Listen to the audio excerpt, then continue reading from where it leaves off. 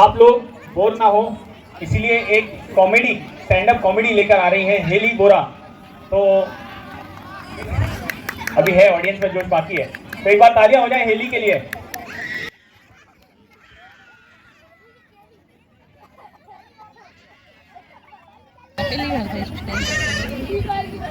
Good evening everyone.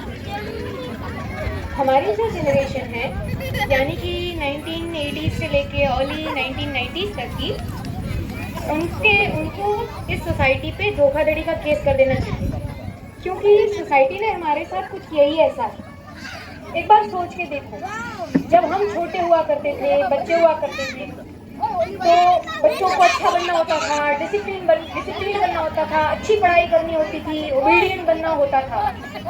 लेकिन जैसे ही हम पेरेंट्स बने यानी कि अपना टाइम आया, तो हमें अच्छा पेरेंट्स बनना है, हमें बच्चों को नहीं डांटना है, हमें उनको प्रेशराइज नहीं करना है।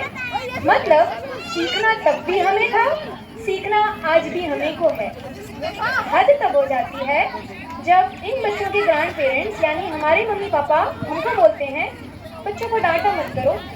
अरे 25 साल पहले कहाँ गए थे तुम लोग? पूरा टाइम बदल जाता है।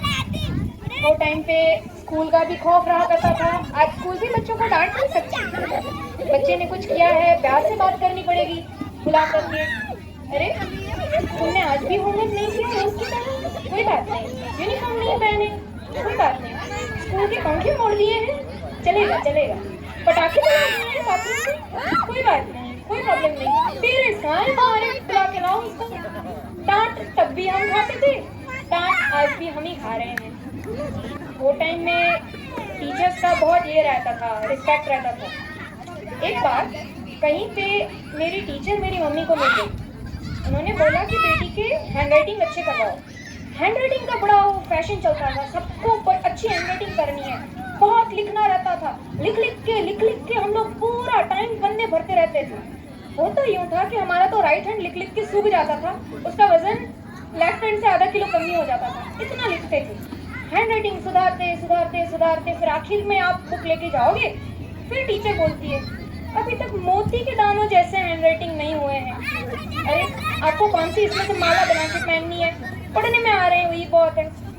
इतना लिखा, इतना रगड़ा, लिख के भर दिया। उसका ये बताओ हमको फायदा क्या मिला? आज हमको कहीं कुछ लिखना है, सब कुछ तो टाइप करना है, मैसेज टाइप करने हैं, ईमेल टाइप करने हैं, जो कुछ भी लिखना है टाइप करके लिखना है। हैंडराइटिंग सुधारने का फायदा क्या हुआ? सिलेबस भी इस तरह से भर के पढ़ा करते थे। पूरी इंफॉर्मेशन, सारी हिस्ट्री के साल पढ़ के लर्न कर करके हमको पता चल रहा है कि गूगल में 1 सेकंड में मिल रहा है। और सब्जेक्ट्स भी जैसे केमिस्ट्री हो गया, फिजिक्स हो गया, फॉर्मूलाज पढ़ लिए। ये बताओ बेंजीन का हेक्सागोन तुम लोगों ने कम से कम 200 बार बनाया होगा, 2000 बार, 20,000 बार बनाया होगा। जिंदगी में कहाँ काम लगा? कोई काम नहीं लगता है। मेरी फ्रेंड थी, कॉमर्स पढ़ा करती, आके अपने सब्जेक्ट्स बताती थी। इको, उसको बोलते भी इको लग जाता था। फिर अकाउंट्स, एक सब्जेक्ट था बॉम्ब, वो सब्जेक्ट भी उतना ही भयानक था। मुझे लगता है कि एग्जामिनेशन हॉल में फटता भी होगा, क्योंकि बाहर आके सब बच्चे चींकड़े हाल होके निकलते थे। और 5 साल पूरा 4-4, 5-5 पन्नों के सम कर करके घिस के वो जब जॉब पे जाते हैं, तब उनको पता चलता है कि भाई उसमें से कुछ नहीं करना है, सॉफ्टवेयर आ गया है, टैली आ गया है, वो सब काम करेगा। हमें क्या करना है फिर? आपको ना इंश्योरेंस की पॉलिसीज बेचनी है। अरे वो तो पढ़ाया ही नहीं था हम लोगों को, सिलेबस में ही नहीं था हमारे।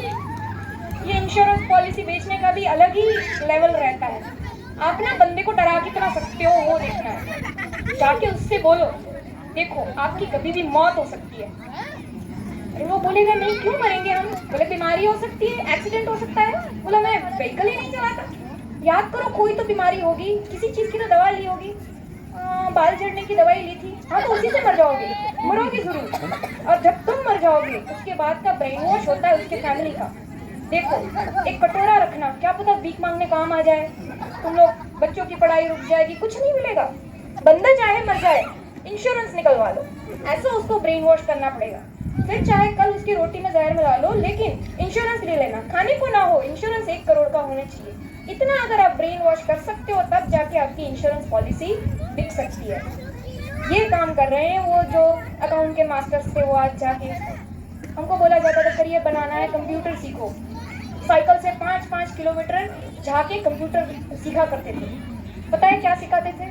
DOS, disk operating system. जानते हो डॉस का नाम भी किसी ने सुना है? नहीं। वो पूरा कमांड लिख लिख के पढ़ते थे।